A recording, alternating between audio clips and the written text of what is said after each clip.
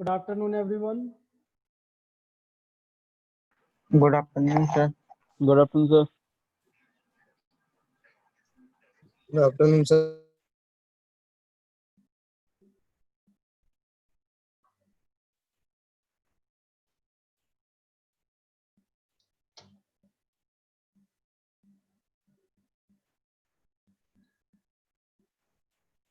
आज थोड़ा सा कम्युनिकेशन में प्रॉब्लम हो सकती है क्योंकि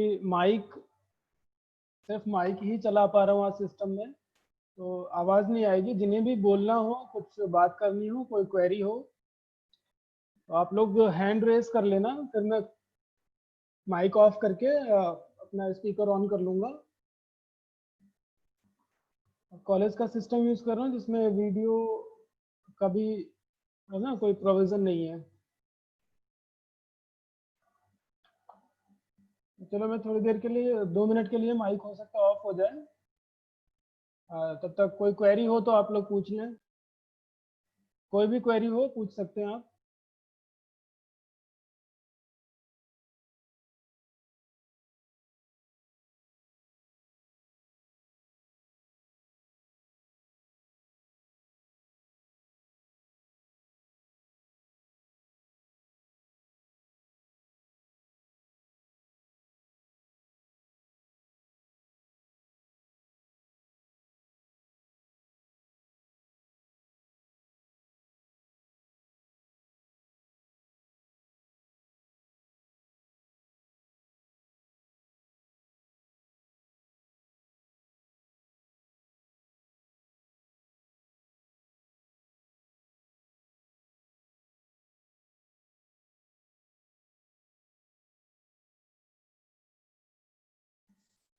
वॉइस क्लियर है? चैट में रिस्पॉन्ड कर दीजिए एक बार सब लोग। चैट में रिस्पॉन्ड कर दीजिए अगर आवाज बिल्कुल साफ जा रही है तो। ठीक है।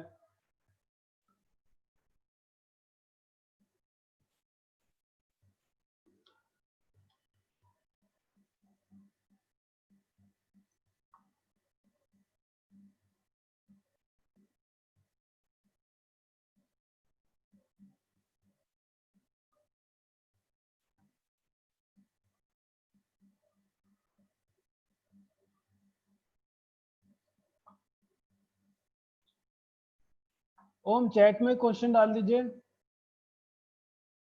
हैंड रेस किया था, चैट में क्वेश्चन डालिए।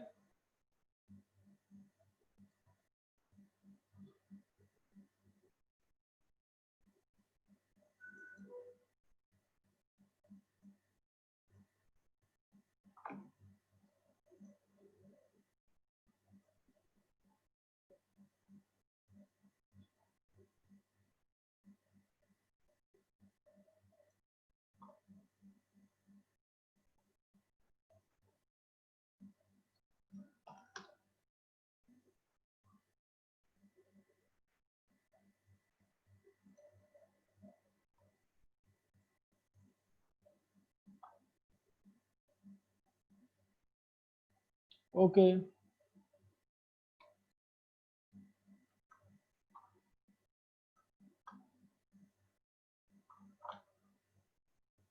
जिनका भी क्वेश्चन होगा हैंड रेस करके चैट में क्वेश्चन डाल दीजिएगा। आज स्पीकर की थोड़ी प्रॉब्लम है, ठीक है? नेक्स्ट टाइम से ये ठीक हो जाएगा। तो एक बार पिछला वाला फिर से रिवाइज कर ले रहे हैं। Link, a component forming a part of chain generally rigid with provision at each end for connecting two other links। मतलब दो या दो से ज्यादा लिंक से कनेक्ट करने के लिए, ठीक? इसमें प्रोविजन होता है। जो भी लिंक, अगर हम बोल रहे हैं लिंक क्या चीज होती है, लिंक एक ऐसा मेंबर होता है या कंपोनेंट होता है किसी भी स्ट्रक्चर का, किसी भी मशीन का या मैकेनिज्म का, जिसमें दो अलग अलग लिंक हम कनेक्ट कर सकते हैं, ठीक है? फिर बात आती है काइनामेटिक लिंक की। तो काइनामेटिक लिंक्स वो लिंक्स होते हैं जो कि दूसरे लिंक के साथ रिलेटिव मोशन में रह सकते हैं। फॉर एग्जांपल, साइकिल का व्हील फ्रेम के साथ रिलेटिव मोशन करता है, पैडल फ्रेम के साथ रिलेटिव मोशन में रहेगा, ठीक है, तो ये काइनेमेटिक लिंक में आ जाएगा। लेकिन अगर पर्टिकुलर फ्रेम की बात करें, अगर हम फ्रेम की बात करें, इस वाले फ्रेम की, ये जो साइकिल का फ्रेम है, ठीक है, इसमें 3 लिंक हैं, 1, 2 और तीसरा लिंक ये। तो इन तीनों लिंक की बात करें तो इसमें रिलेटिव मोशन नहीं होता है, ठीक, तो ये सिंपल लिंक बोला जाएगा। लेकिन काइनेमेटिक लिंक कौन सा हो जाएगा इसमें? ये व्हील काइनेमेटिक लिंक बोली जाएगी, या ये पैडल काइनेमेटिक लिंक बोला जाएगा। जिसमें रिलेटिव मोशन हो वो काइनेमेटिक लिंक बोला जाता है। तो आगे बढ़ते हैं, टाइप्स ऑफ काइनेमेटिक लिंक। तो रिजिडिटी के बेस पे, ठीक है, कौन सा कितना ज्यादा रिजिड है उसके बेस पे kinematic links can be classified into 3 types. Number 1 is rigid link. Rigid body आपने पढ़ी है इसके पहले। रिजिड बॉडीज वो बॉडीज होती हैं जिन पर लोड अप्लाई करें तो डिफॉर्मेशन नहीं होता है, किसी भी तरह का डिफॉर्मेशन नहीं होगा। या एक पॉइंट और था उसमें, 2 पॉइंट के बीच का डिस्टेंस में कोई डिफरेंस नहीं आएगा। 2 पॉइंट के बीच के डिस्टेंस में कोई भी डिफरेंस नहीं आता है। नेक्स्ट है फ्लेक्सिबल लिंक। फ्लेक्सिबल लिंक्स कौन से होते हैं? जैसे बेल्ट दिखाया था आपको लास्ट टाइम। बेल्ट के केस में क्या होगा भाई, बेल्ट पुली के साथ कनेक्ट होता है, लेकिन बेल्ट सॉलिड तो है, सॉलिड होने के साथ साथ ये फ्लेक्सिबल है, फ्लेक्सिबल भी है, अभी फोटो में दिखाऊंगा आपको। फ्लूइड लिंक, लिक्विड या गैस, ठीक है। लिक्विड का केस जैसे हाइड्रोलिक ब्रेक में यूज करते हैं या न्यूमेटिक ब्रेक में यूज करते हैं liquid. Rigid link, rigid links are those kinematic links that do not undergo any changes of shape when transmitting motion. Motion या पावर जब ट्रांसमिट किया जा रहा हो तो किसी भी तरह का डिफॉर्मेशन नहीं होता। But see the next point is, in reality no rigid links exist. क्योंकि अगर हम रिजिड लिंक को ये बोल देंगे कि हाँ रिजिड लिंक एग्जिस्ट तो करती हैं, फिर आपका strength of material, simple mechanics, machine design, फिर ये तीनों चीजों का कॉन्सेप्ट खत्म हो जाएगा। जो कि ये कहते हैं कि जब भी किसी भी ऑब्जेक्ट के ऊपर लोड अप्लाई किया जाता है तो कुछ ना कुछ डिफॉर्मेशन होता है, वो डिफॉर्मेशन विजिबल हो या इनविजिबल हो, लेकिन डिफॉर्मेशन तो होता है। ये स्ट्रेंथ ऑफ मटेरियल बोलती है आपसे, या क्लासिकल मैकेनिक्स। तो रियलिटी में कोई भी रिजिड लिंक एग्जिस्ट नहीं करती, लेकिन हम सारे लिंक को रिजिड कंसीडर करके स्टडी करेंगे, ठीक है ना। रिजिड कंसीडर करके स्टडी करनी है throughout theory of machine. Example, crankshafts. ये क्रैंकशाफ्ट आपका 2nd नंबर पे है, मैं हाईलाइट कर देता हूं। ये क्रैंकशाफ्ट रिजिड लिंक, यहाँ पे ये रॉड लगी हुई है, this one connecting rod, piston, cylinder, and again this one is crank। तो ये चारों क्या है, रिजिड लिंक के एग्जाम्पल है। और इसमें क्या हो रहा है, रिलेटिव मोशन। चारों लिंक एक दूसरे के साथ रिलेटिव मोशन में है। यहाँ पे बात कर रहे हैं साइड में जो हुक लगा हुआ है, ठीक, इस फ्रेम का बाकी हुक के साथ रिलेटिव मोशन हो सकता है। फिर ये जो प्रेस करने के लिए की टाइप का दिया हुआ है, इसको प्रेस कर सकते हैं, तो ये भी रिलेटिव मोशन करेगा। लेकिन टाइप कौन सा है, ये सारे का सारा टाइप कौन सा आएगा, rigid link. Next is flexible link. Flexible link में मैंने क्या बताया, राइट हैंड पे देखिए फिगर में बेल्ट, ये बेल्ट लगा हुआ है, इस पे दोनों पुली के साथ कनेक्टेड है बेल्ट। तो इस केस में क्या हो रहा है, इस केस में जो दोनों पुली के बीच में बेल्ट लगा हुआ है ये बार बार क्या होगा, डिफॉर्म होगा इसका शेप। अगर क्रॉस सेक्शन की बात करें तो क्रॉस सेक्शन में कोई डिफॉर्मेशन नहीं आ रहा है। क्रॉस सेक्शन मतलब बेल्ट को अगर इस पॉइंट से कट कर दें तो cross section will be rectangular. इस क्रॉस सेक्शन में कोई डिफॉर्मेशन नहीं आएगा, लेकिन इसका जो शेप है ओवरऑल, ठीक है, अभी स्ट्रेट ऐसे होगा बेल्ट, लेकिन जब पुली पर यूज कर रहे हैं तो इस तरह से राउंड हो जाता है, इसलिए इसको फ्लेक्सिबल लिंक बोल रहे हैं। चेन की बात करें तो चेन, यहाँ पे जो ये चेन लगी हुई है ये फ्लेक्सिबल लिंक का एग्जांपल है। थोड़ा सा पढ़ लें इसके बारे में। Flexible link is resistant kinematic link that undergoes partial deformation when transmitting motion. मैंने क्या बताया, पार्शियल ट्रांसफॉर्मेशन, ये sorry partial deformation, partial deformation. भाई क्रॉस सेक्शन में कोई चेंज नहीं आ रहा है, चेंज किस में आ रहा है, जो ओवरऑल लेंथ है, लेंथ वाली शेप ही तो चेंज हो रही है। ऐसे ही इस चेन में ये लेंथ वाली शेप चेंज हो जाएगी। यहाँ क्या होगा, यहाँ कौन सा डिफॉर्मेशन आ रहा है, यहाँ तो कोई डिफॉर्मेशन नहीं आ रहा है, ठीक है।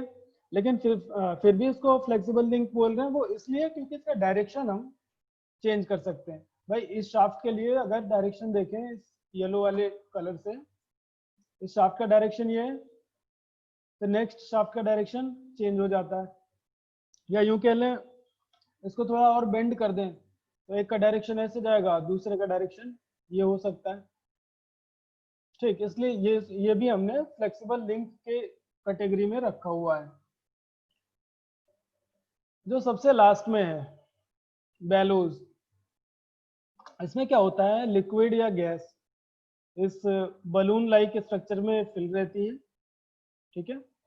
जब हम प्रेशर अप्लाई करते हैं तो ये प्रेशर इसके अंदर आएगा, इसके अंदर फिर जो भी लिक्विड होगा, जो लोड हमने अप्लाई किया हुआ, ये बाहर की साइड में एक्सर्ट करती है। इसको हम यूज करते हैं न्यूमेटिक ब्रेक्स में, न्यूमेटिक ब्रेक्स में इसको यूज करेंगे। Next, fluid link.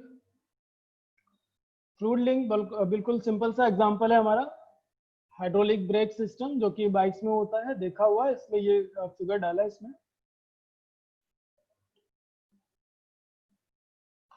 यहाँ पे देखिए, ठीक, काम कैसे करता है थोड़ा सा पढ़ लें इसके बारे में। अ fluid link makes use of a fluid. Fluid दोनों में आएगा, मतलब दोनों टाइप के हो जाते हैं, लिक्विड और गैस, तो एक common word fluid. To transmit motion by means of pressure, by means of pressure, ठीक है, कांस्टेंट प्रेशर पे काम करेगा, लेकिन वॉल्यूम में कोई चेंज नहीं आएगा ओवरऑल वॉल्यूम में। Fluid links always undergo deformation, ये ध्यान से देखिए, fluid links always undergo deformation when transmitting motion. जब भी मोशन ट्रांसमिट किया जाएगा तो डिफॉर्मेशन होगा, लेकिन डिफॉर्मेशन कैसा होगा, सिर्फ और सिर्फ शेप चेंज होगा और कोई भी चीज इसमें चेंज नहीं होगी, ठीक है। भाई यहाँ देखिए, अगर ये पिस्टन इस पोजीशन पर होता, लेफ्ट हैंड का पिस्टन इस ग्रीन वाले पोजीशन पर होता, तो लिक्विड इस कम डायमीटर वाले सिलेंडर में रहता, लेकिन जैसे हम इस पर लोड अप्लाई कर रहे हैं तो यहाँ से लिक्विड जा रहा है किधर, ज्यादा डायमीटर या बड़े डायमीटर वाले वेसल की तरफ जाता है, या बड़े डायमीटर वाले ओपनिंग की तरफ जाएगा। तो ओवरऑल क्या हो रहा है, शेप चेंज हो रहा है, मतलब हर बार जब ये अप्लाई करेंगे, लोड अप्लाई करेंगे, तो डिफॉर्मेशन होगा, लेकिन सिर्फ और सिर्फ शेप का डिफॉर्मेशन होगा। एग्जाम्पल इसमें punching machine, pneumatic presses, hydraulic jacks, या अपने पास है हाइड्रोलिक जैक, हाइड्रोलिक ब्रेक बता दिया है, बाइक में होता है, या कार्स में भी कहीं कहीं आप देख सकते हैं। इन सब के अलावा फ्लूइड लिंक, जब प्रेशर गेजेस को हम स्टडी करते हैं तो वहां पे फ्लूइड लिंक क्या होगा, भाई सिलेंडर है, देखिए यहाँ पे सिलेंडर,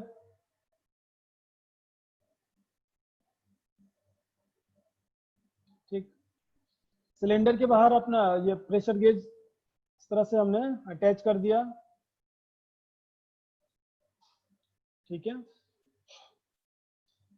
प्रेशर गेज हमने यहाँ पर अटैच कर दिया इसके साथ। तो इसमें लिंक क्या बनता है, इसमें जो इसके अंदर जो भी लिक्विड, जो भी गैस फिल होगी, जो भी इसके अंदर गैस होगी, वो डायफ्राम के साथ कनेक्ट होती है। जब डायफ्राम मूव करेगा तो यहाँ पे प्रेशर, हमें प्रेशर का मेजरमेंट मिल जाता है।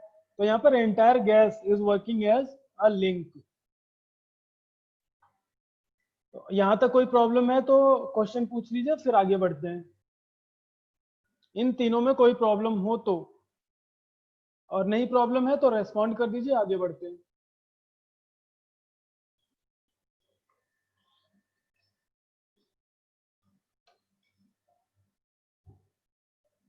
चैट में रेस्पॉन्ड कर दीजिए। अभी तक किसी का रिस्पॉन्स नहीं आया है। कोई प्रॉब्लम है तीनों टाइप के लिंक्स में?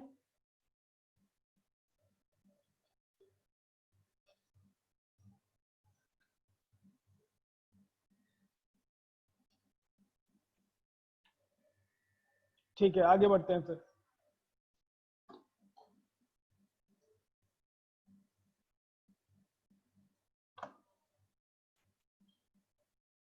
काइनेमेटिक पेयर, यहाँ पर सिर्फ हमें ध्यान देना है पेयर पर। ये जो वर्ड है पेयर,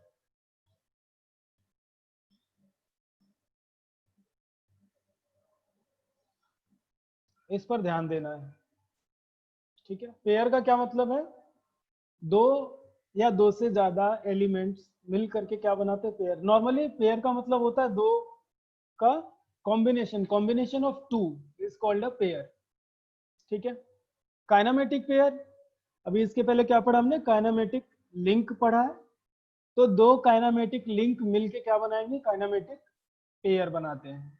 या दो से ज्यादा काइनेमेटिक लिंक जब एक जगह पर कनेक्ट हो जाएंगे तो वो काइनेमेटिक पेयर कहलाएगा। अब ये आगे टाइप में पढ़ेंगे कि कितने टाइप के होते हैं पेयर्स। तो थोड़ा सा इसके बारे में देखिए। A kinematic pair is a joint. Okay, Shivam Kumar has raise hand. Shivam question डालिए फिर, प्रॉब्लम है तो। शिवम, काइनेमेटिक लिंक, हाँ हाँ डेफिनेटली काइनेमेटिक लिंक का ही पेयर होगा, क्योंकि जब काइनेमेटिक वर्ड जुड़ा हुआ है ना, तो काइनेमेटिक वर्ड की वजह से हमें ये सीधे सीधे ये समझ लेना चाहिए कि यहाँ पर रिलेटिव मोशन का कॉन्सेप्ट आ रहा है, ठीक है। कॉन्सेप्ट कौन सा आ रहा है? रिलेटिव मोशन का कॉन्सेप्ट आ रहा है। इसलिए डायरेक्टली इसको हम यही समझेंगे कि yes, there will be two kinematic pairs.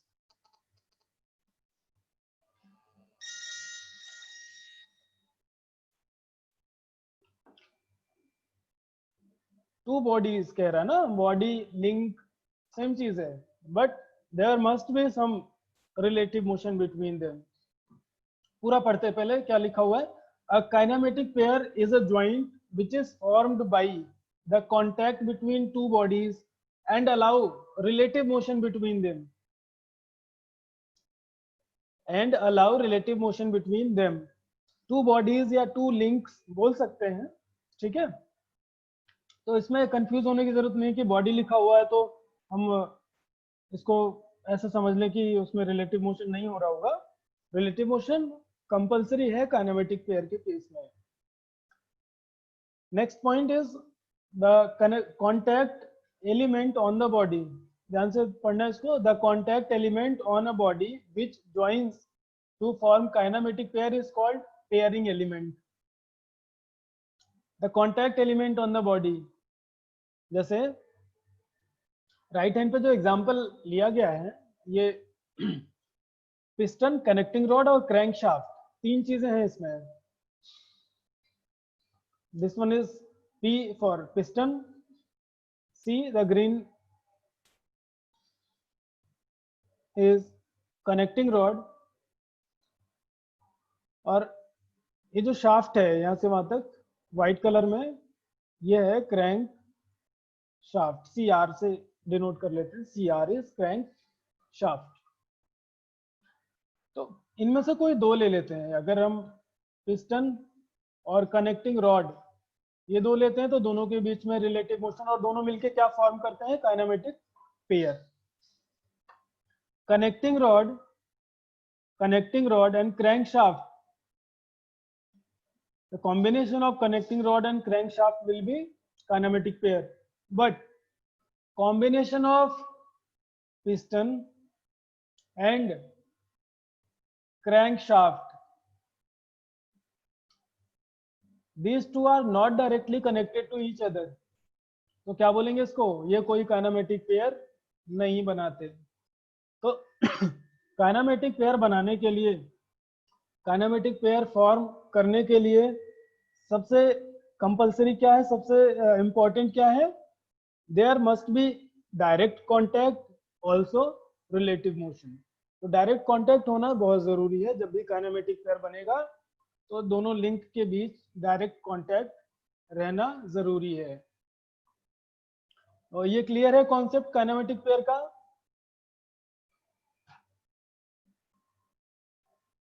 If any query is there?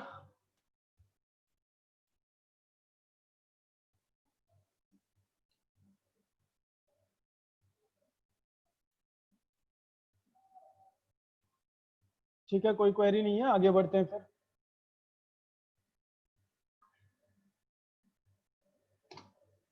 Types of kinematic pairs, types of kinematic pairs, या कभी कभी क्वेश्चन में ऐसे पूछ लिया जाता है, टाइप्स करके आ जाएगा या क्लासीफाई काइनेमेटिक पेयर्स।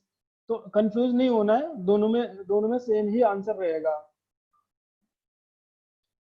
ठीक है, types of kinematic pairs on the basis of contact. अब कांटेक्ट कैसा, कि दोनों के बीच में किस तरह से कांटेक्ट हो रहा है, lower pair and higher pair, lower pair and higher pair.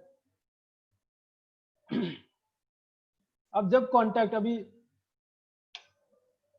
इसको एनालिस्ट जैसे है वैसे कर लेते हैं, फिर आगे चल के एग्जांपल एक एक करके उठाएंगे। On the basis of relative motion, sliding pair, turning pair, screw pair and spherical pair. और तीसरा on the basis of closure, self closed and force closed. अब आता है लोअर पेयर। लोअर पेयर किस बेस पे है, on the basis of contact, दोनों link के बीच में कैसा कांटेक्ट हो रहा है, surface contact, contact will be surface contact. For example, a block is sliding on a surface or prism into a triangular hole.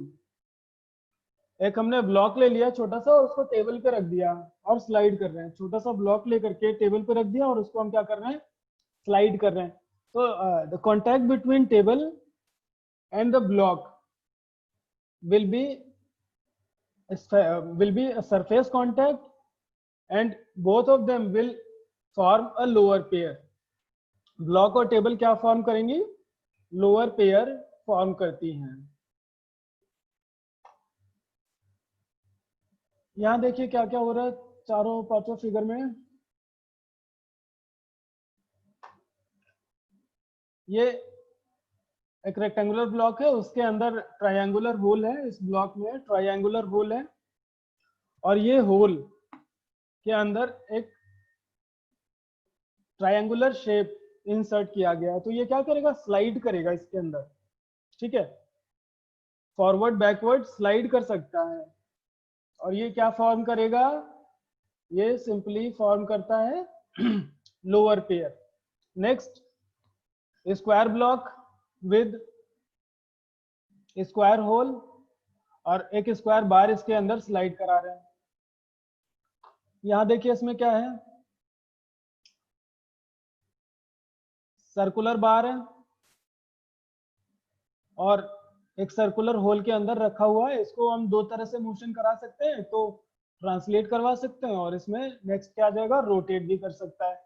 लेकिन कांटेक्ट कैसा है, सरफेस कांटेक्ट, तो क्या बोलेंगे इसको, लोअर पेयर। व्हीकल के केस में जो व्हीकल का व्हील होगा, ये व्हील सरफेस के साथ कैसा बनाता है, कुछ ना कुछ सरफेस कांटेक्ट रहता है बिकॉज ऑफ एयर प्रेशर। तो ये लोअर पेयर का एग्जांपल है। आगे बढ़ते हैं।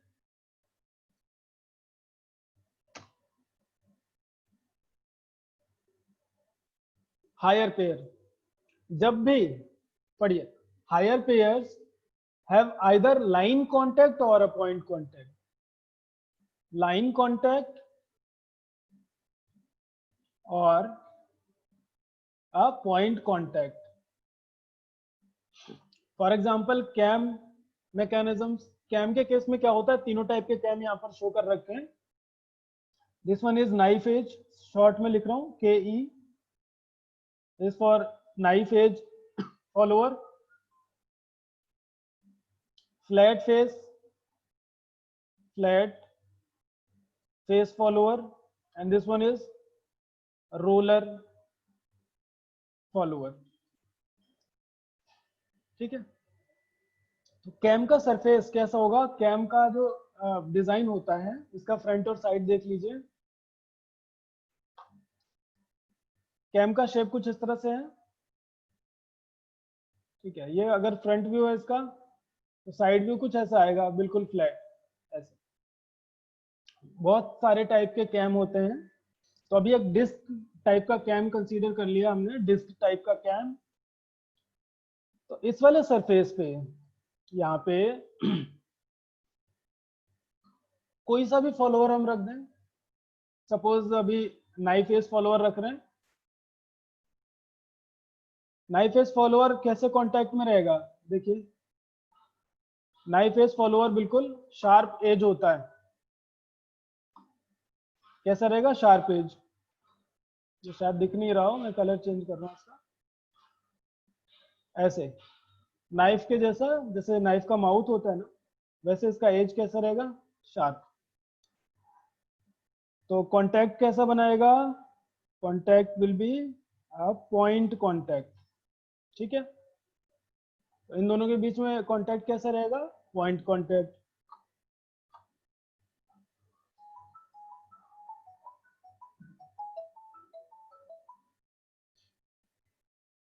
इसके बाद दूसरा देखिए, रोलर फॉलोअर। सेम वही ले रहा हूं उसका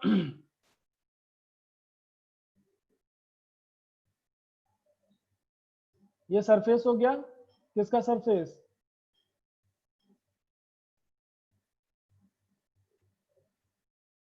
कैम का सरफेस, और इसके ऊपर हमने लगा दिया रोलर फॉलोअर। रोलर फॉलोअर का कुछ इस तरह से आएगा।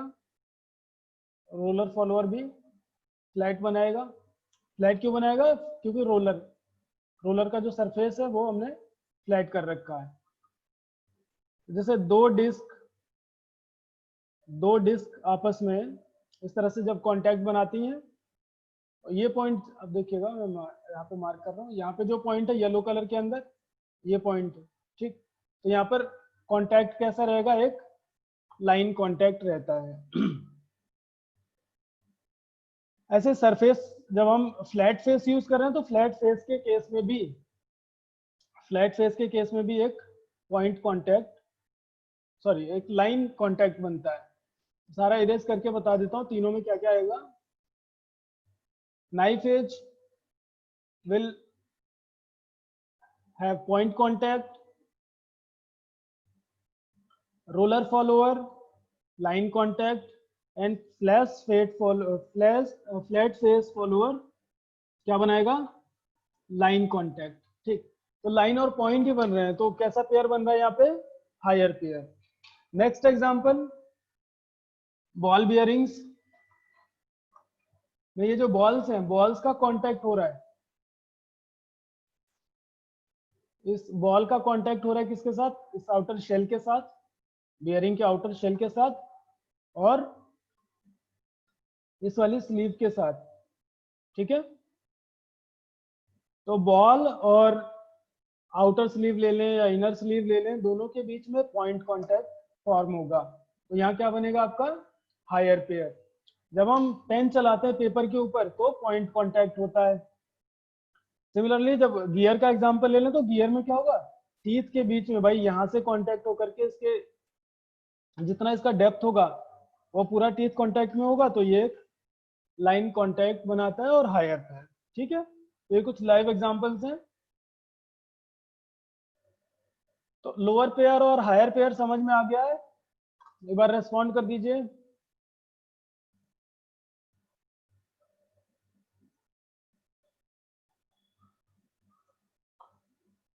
कोई कंफ्यूजन किसी भी तरह का लोअर पेयर और हायर पेयर में?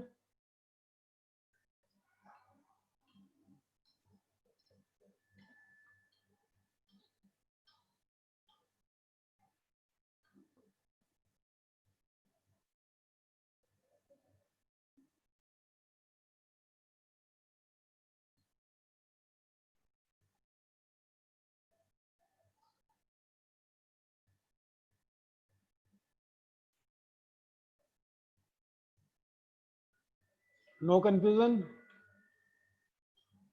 चलो अब आगे बढ़ते हैं। On the basis of relative motion, इसके बाद क्या आएगा? On the basis of relative motion. पहला है स्लाइडिंग पेयर, जब एक ऑब्जेक्ट दूसरे के साथ स्लाइड करता है। अभी इसमें भी हायर लोअर चलेगा, अगर आप उसके अकॉर्डिंगली कैटेगराइज करेंगे तो इसमें भी हायर लोअर चलता है। देखिए कंडीशन पहली, one link slides on another link, the contact is surface contact, they form lower pair. Sliding pair क्या फॉर्म करता है? Lower pair. अभी कंफ्यूज होने की जरूरत नहीं है। स्लाइडिंग पेयर में सिर्फ इतना समझना हमें कि स्लाइडिंग पेयर में दोनों जो सरफेसेस होंगे एक दूसरे के साथ क्या करते हैं? स्लाइड करते हैं। ठीक है, मोशन कैसा होता है? स्लाइडिंग मोशन टाइप का होता है। चाहे हम सिरिंज का एग्जांपल ले लें या इस ब्लॉक का एग्जांपल ले लें, एक रेक्टेंगुलर ब्लॉक, एक रेक्टेंगुलर ब्लॉक के अंदर एक रेक्टेंगुलर बार स्लाइड करवा रहे हैं, या टेबल्स में या ड्रॉर में जो स्लाइडिंग के लिए अरेंजमेंट होता है। आसपास पड़ोस में देखना चाहते हैं स्लाइडिंग पेयर, तो ये छोटा सा जो बच्चा है ये इस स्लाइडर के साथ स्लाइडिंग पेयर फॉर्म करता है। नेक्स्ट इज टर्निंग पेयर, एक ऑब्जेक्ट दूसरे के साथ क्या कर रहा हो? टर्न हो सकता हो, एक दूसरे के रेस्पेक्ट में टर्न हो सकता हो। One link turns about another link और both links turn about common joint. तो यहां देखिए क्या है, इस सिलिंड्रिकल होल के अंदर सिलिंड्रिकल ऑब्जेक्ट रखा हुआ है, तो ये क्या करेगा? इसको हम इस तरह से रोटेट करा सकते हैं। ठीक है, तो ये क्या बनाएगा? Turning pair. यहां देखिए एक कॉमन जॉइंट हमने ये ले लिया, इस कॉमन जॉइंट के अबाउट ये भी टर्न कर सकता है और दूसरा वाला ऑब्जेक्ट भी टर्न कर सकता है। Real example, door closer mechanisms, automatic door closer mechanisms, और हमारा जो क्या बोलते हैं, जो नी या घुटने की हड्डी होती है उसमें भी इस तरह से टर्निंग पेयर रहता है या टर्निंग पेयर बनता है। आगे चलते हैं।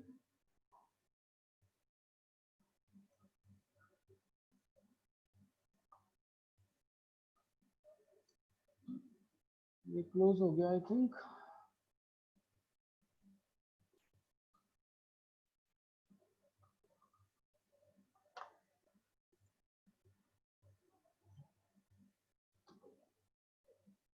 स्क्रू पेयर, ये स्पेशल टाइप का होता है स्क्रू पेयर, है ना। इसमें टर्न भी करता है और टर्निंग के साथ साथ कुछ ना कुछ लीनियर मोशन भी प्रोवाइड कराता है। तो इसको हम ऐसे बोल सकते हैं स्लाइडिंग पेयर भी बना रहा है, क्योंकि भाई ये नट इस थ्रेड के सहारे, इस थ्रेड की हेल्प से स्लाइड करेगा।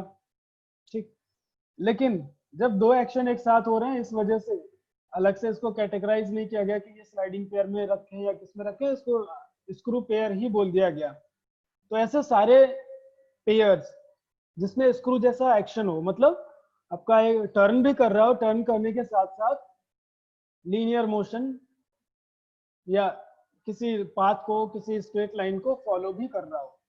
तो नट बोल्ट के केस में जब हम नट को बोल्ट को फिक्स कर लें और नट को जब रोटेट कराएंगे तो नट अगर टाइट कर रहे हैं तो आगे की साइड में मूव करेगा, ये अगर इसको टाइट करेंगे तो ये इधर मूव करेगा, और लूज करेंगे तो इस डायरेक्शन में मूव करेगा। ठीक, और साथ ही साथ क्या होगा, ये रोटेट भी करेगा। तो स्क्रू पेयर की कैटेगरी अलग है बिल्कुल, है ना। तो screw like contact is like screw threads. A screw pair consists of links that are both turning pair and sliding motion relative to each other. For example, nut and bolt.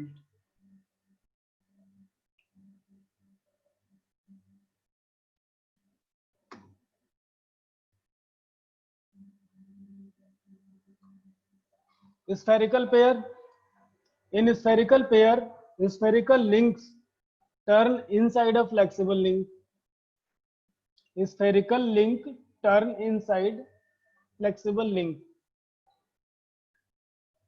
Spherical pair has 3 degree of freedom. अब देखिए इसमें क्या क्या चीजें हैं।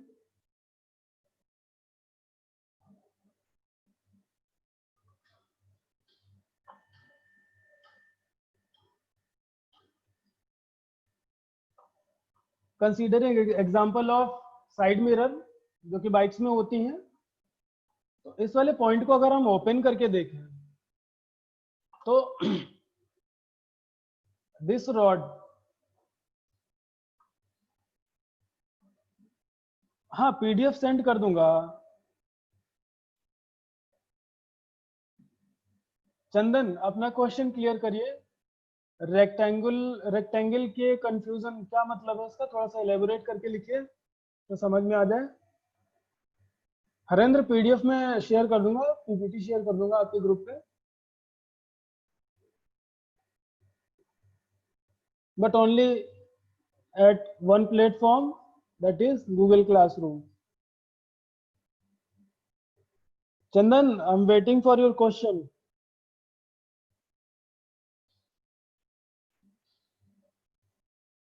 Sir rectangle के case में तो सरफेस कांस्टेंट होगा, सरफेस कांस्टेंट होगा मतलब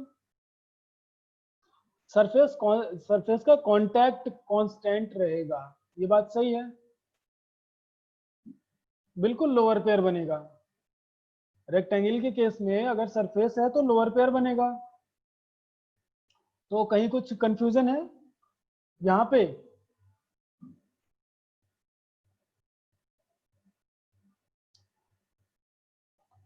कौन सी वाली स्लाइड में बताइए? टर्निंग पेयर के केस में या स्लाइडिंग पेयर के केस में?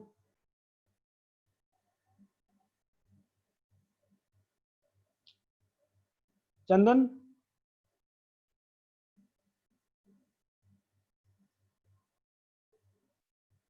अच्छा यहां भी नहीं, इसमें लोअर पेयर है और रेक्टेंगल रखा हुआ है।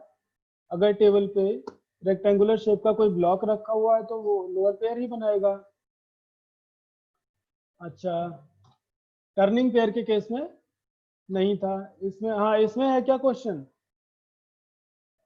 चलो मैं स्क्रॉल कर रहा हूँ, आप बता देना, आप पढ़ लो और बता दो कि कहाँ पर है कंफ्यूजन।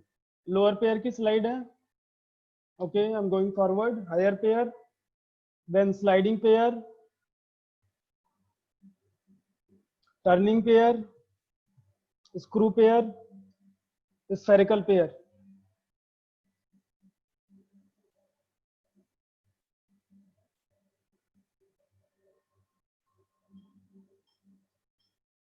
रोलिंग तो अभी कराया नहीं है। स्क्रू पेयर,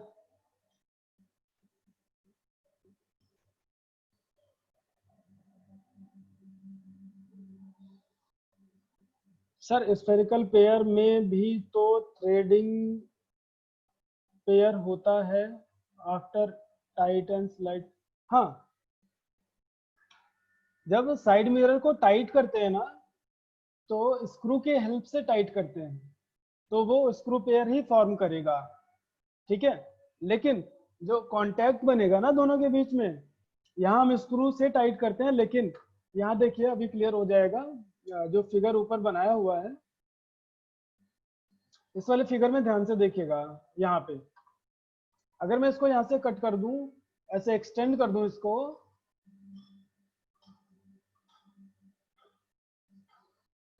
ठीक है, और इसको टाइट या लूज करने के लिए इस पोजीशन पर एक स्क्रू लगा दूं, ऐसे इसको थ्रू आउट ऐसे निकाल के एक स्क्रू लगा दूं, ठीक, ये स्क्रू लगा दिया हमने ऐसे, और एक पॉइंट यहाँ से एक पॉइंट यहाँ से ऐसे निकाल के इसको बाहर कर लिया। नहीं क्लियर होगा फिर से देखिए,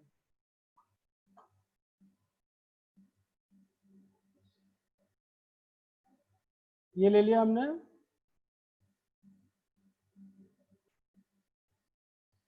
ठीक है, इसके अंदर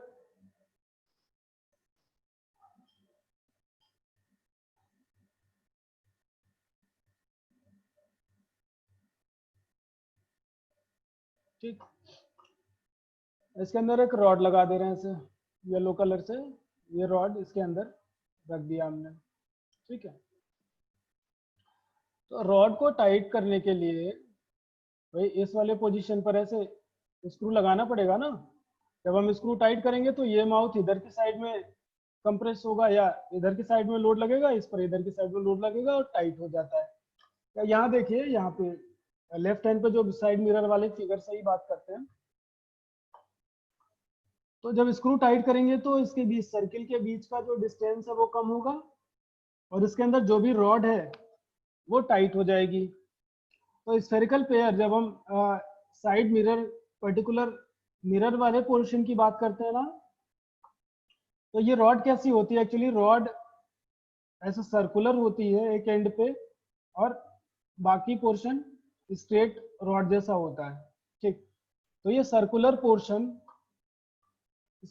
प्लास्टिक मोल्ड के अंदर रहता है और एक स्क्रू की हेल्प से इसको हम टाइट या लूज करते हैं, ठीक है। तो स्क्रू का केस तो अलग हो गया, स्क्रू पेयर का केस, स्क्रू का केस अलग हो गया, ठीक है। टाइट और लूज के लिए ये जो सरफेस है, यहाँ देखिए, ये सरफेस जब ये बाहर वाला रिंग टाइट रहेगा तो भाई टाइट मूव करेगा और बाहर का रिंग लूज रहेगा तो थोड़ा सा लूज मूव करेगा।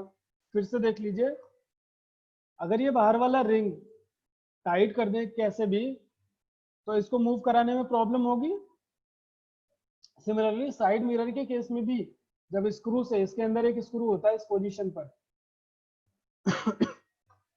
तो जब स्क्रू को हम थोड़ा सा टाइट कर देते हैं ना तो साइड मिरर को रोटेट कराने में प्रॉब्लम होती है थोड़ी सी, ठीक है, जिसकी वजह से क्या होगा, ये थोड़ा सा टाइट मूव करेगा मिरर। अभी भी कंफ्यूजन है कोई?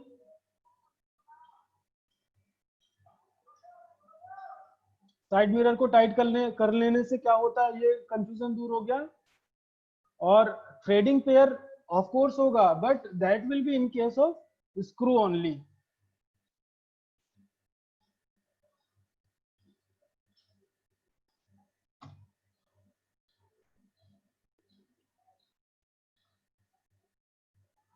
चलो आगे बढ़ते हैं अब।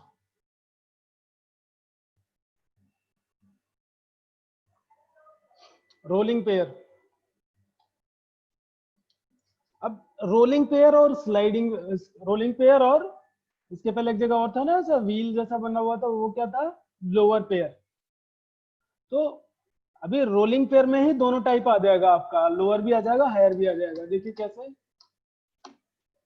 रोलिंग पेयर, एक सरफेस दूसरे के साथ रोल कर रहा है, ध्यान से सुनना, एक सरफेस दूसरे सरफेस पर रोल कर रहा है, मतलब रोटेशन के साथ साथ कुछ ना कुछ लीनियर डिस्टेंस ट्रेवल कर रहा है।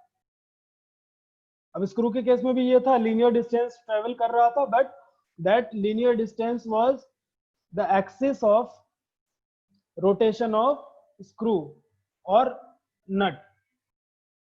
इस केस में क्या होगा, in a rolling pair one element undergoes rolling motion with respect to other. तो ये टर्निंग नहीं आएगा, टर्निंग में क्या होता है, टर्निंग पेयर में एक ही पोजीशन पे पोजीशन चेंज नहीं होती, position will be same through out the time, but in case of rolling pair with respect to time some distance will be covered. For example, bicycle tire on the ground. भाई cycle चला रहे ना, तो time के साथ साथ हम कुछ डिस्टेंस ट्रेवल कर जाते हैं, but in case of turning pair where frame of bicycle and wheel of bicycle, if two links are being considered, wheel of bicycle and frame of bicycle, जब ये पेयर बनाते हैं तो वहां पे टर्निंग पेयर बनता है। क्यों? क्योंकि फ्रेम के साथ व्हील रोटेट कर रहा है, फ्रेम के साथ व्हील डिस्टेंस ट्रेवल नहीं कर रहा है। लेकिन जब व्हील और ग्राउंड को कंसीडर करते हैं तो व्हील और ग्राउंड क्या बनाता है? रोलिंग पेयर बनाता है। लेकिन व्हील फ्रेम के साथ टर्निंग पेयर बनाता है। तो पंच पॉइंट ध्यान रखना, रोलिंग पेयर के केस में टाइम के साथ थोड़ा डिस्टेंस ट्रेवल करेगा, लेकिन टर्निंग पेयर के केस में कोई डिस्टेंस ट्रेवल नहीं होगी। ये पॉइंट ध्यान में रहे बिल्कुल।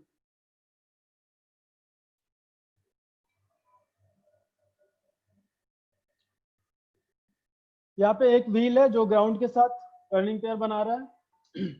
अब देखो इसमें रोलिंग पेयर, इसमें डिस्टेंस ट्रेवल हो रहा है क्या? ये टर्निंग पेयर है या रोलिंग पेयर है? भाई टर्निंग पेयर नहीं बोल सकते इसको। इसमें रीजन क्या है टर्निंग पेयर का? इसको रोलिंग पेयर क्यों बोल रहे हैं? मान लीजिए किसी टाइम t पर t इक्वल टू 0 सेकेंड पर ये पोजीशन यहाँ है, ये मूव कर रहा है ऐसे, ठीक। तो थोड़े टाइम बाद क्या आ जाएगा? ये जो पॉइंट है येलो कलर का पॉइंट, ये येलो कलर का पॉइंट थोड़ी देर में यहाँ पहुंच जाएगा ना, इधर की साइड में मूव कर रहा है, तो ये पॉइंट थोड़ी देर में यहाँ पहुंच जाएगा। तो कुछ ना कुछ डिस्टेंस ये ट्रेवल कर रहा है, जिसकी वजह से इसको क्या बोल रहे हैं हम? रोलिंग पेयर बोल रहे हैं।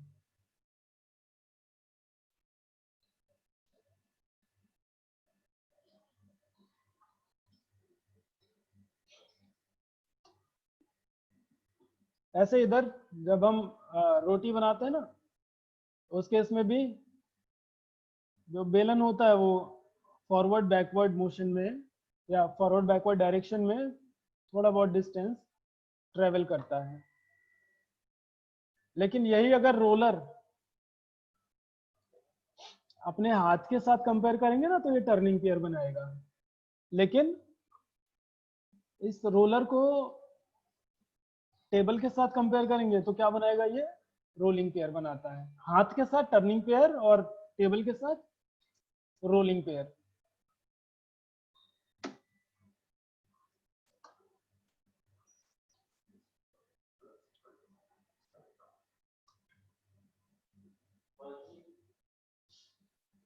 ठीक है, तो ये दो चीजें क्लियर हो गई आपको,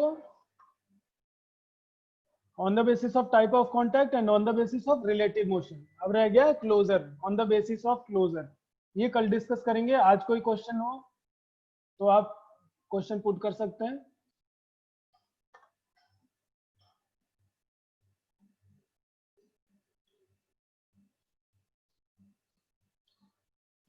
और किसी भी पॉइंट पे कंफ्यूजन हो तो क्वेश्चन पूछ लीजिए, 5 मिनट का टाइम है अभी।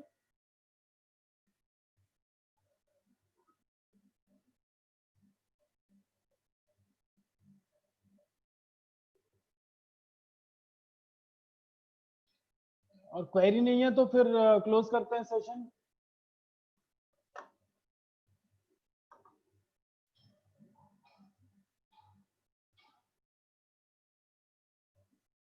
है कोई क्वेरी?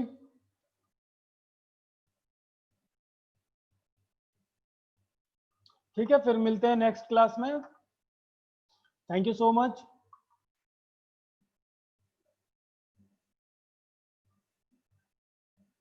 हाँ, पीपीटी सेंड कर दूंगा, टेंशन मत लीजिए अमर। गूगल क्लासरूम पे अभी मैं थोड़ी देर में कर देता हूँ इसको, है ना। 3 साढ़े 3 तक आ जाएगा। ठीक है, क्लोज कर रहा हूँ मीटिंग। Thank you.